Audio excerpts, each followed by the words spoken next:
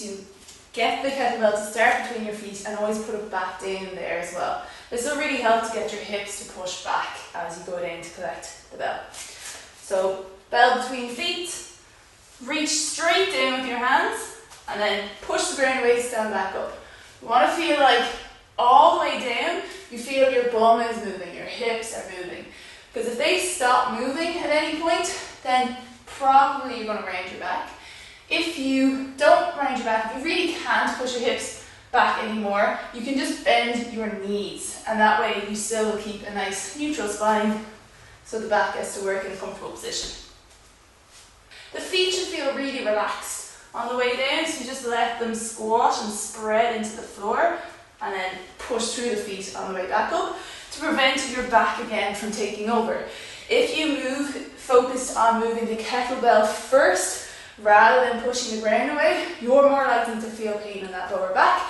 You're also more likely to feel pain if you're just lifting too heavy to start with and you need to just regress with a lower weight sometimes, or even with practicing the hip hinge without any weight.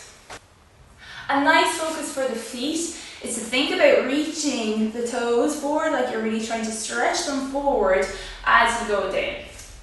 On the way up, you want to think about squashing through the floor like you're trying to squash an orange as you come back up.